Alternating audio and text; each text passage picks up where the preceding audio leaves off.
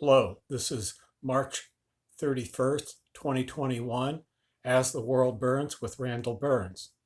Today we're talking about Palantir Technologies and a recent video from their CEO, Alex Karp.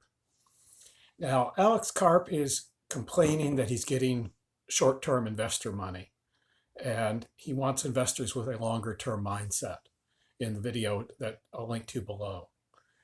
And my view as someone that's been in the tech business a while is that the key to getting the long-term money is vision.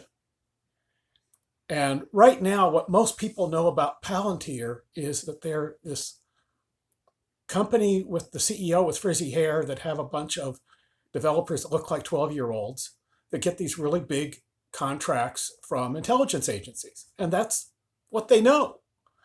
And the job of the front man is kind of like the CEO is kind of like the front man in the band. His job is to explain to different groups of people what they need to know. Now, Alex has done a phenomenal job at gathering business for the company, and that will shore up the position with people like Warren Buffett that invest by a balance sheet.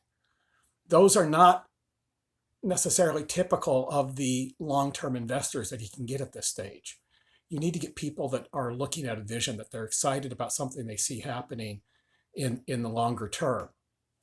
Now, I understand that Palantir's technology has military corporate applications, but there's a lot more to the technology that is applicable in other directions that can create excitement that goes beyond just seeking a 5 to 15-year payoff. The fundamental question is, how is Palantir's long-term success going to help to create the kind of world that investors want to live in and want to hand over to their grandkids, or make it more likely that they're going to have grandkids? I worked in the tech business for quite a while. Two of the projects that I'm most proud of are broadly related to areas similar to those that Palantir is active in.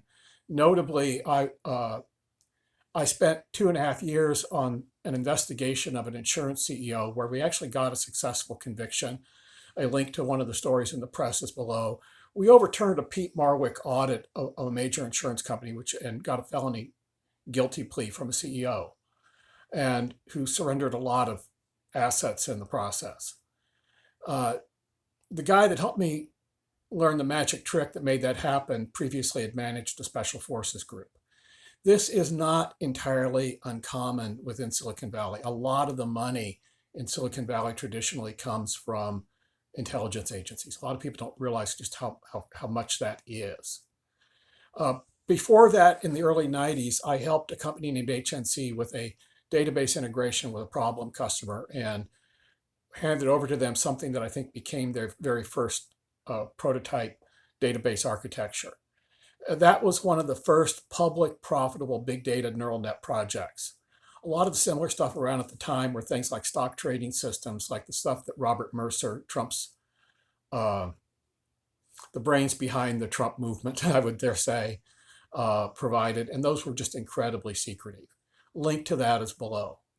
I understand that military contracts, clandestine operation contracts, are part of Palantir's business. They don't define the business and may in time become a smaller part of the list of major technologies that Palantir is going to roll out. This is not uncommon.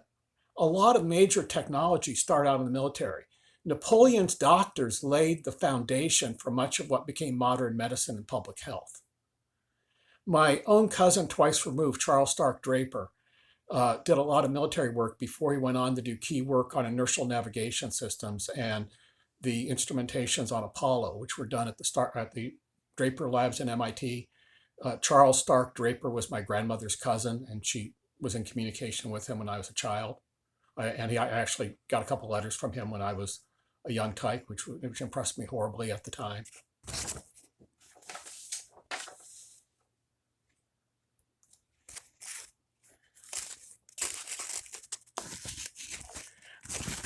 The thing that I am suggesting the thing that I suggest in my open letter to the Palantir CEO is that they do a little more and different work on investor relations and what they've done so far. I'm capable of reading between the lines. I do not have any plan on selling any Palantir stock the next 10 to 15 years. I think that anyone who goes into this, or any small investor that goes into this investment with that in mind, is not being wise. You're more likely to lose money if you plan on selling anytime soon. It's just not a wise investment. Put the money that you plan on setting aside at least 5 to 15 years is my personal recommendation. But the thing is that right now, there aren't analysts that are capable of understanding the Palantir model.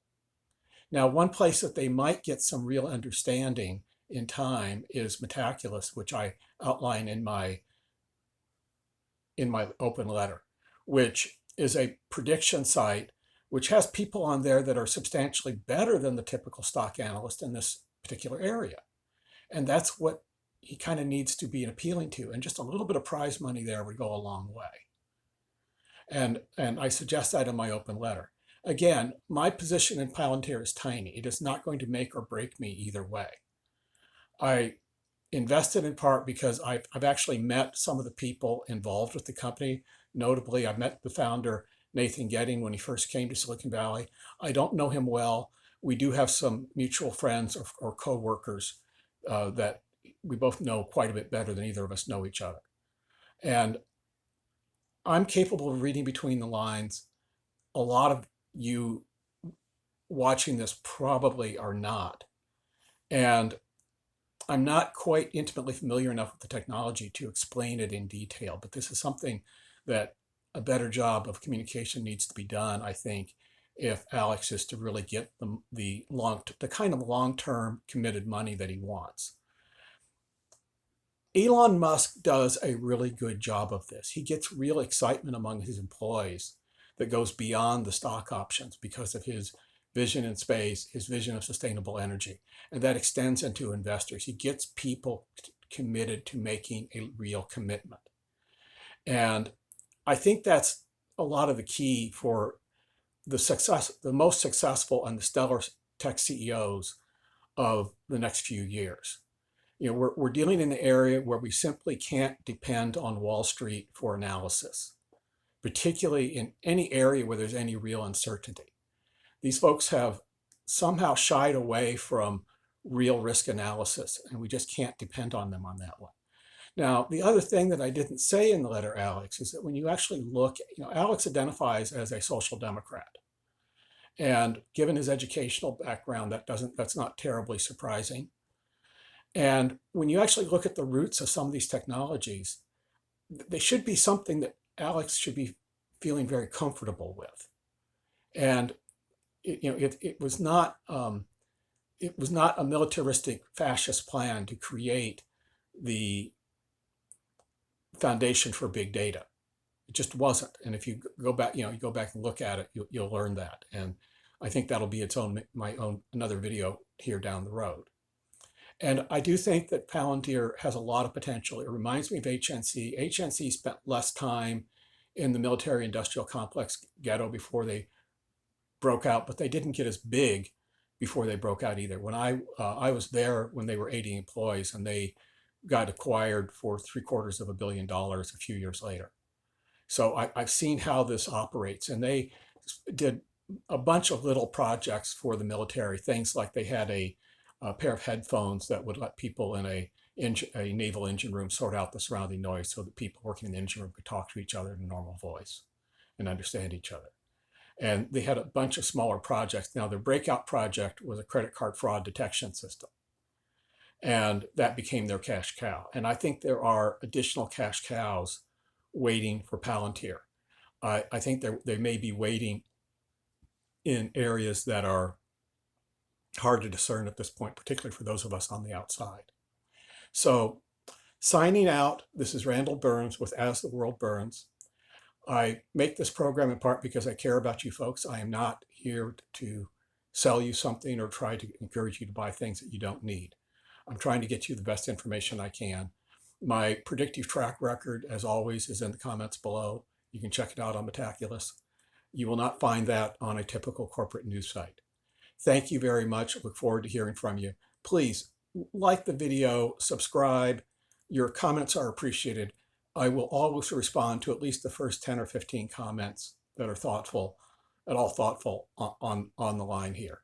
I am wanting to get this channel going, and I'm committed to doing regular content here. So let me hear from you. You take care.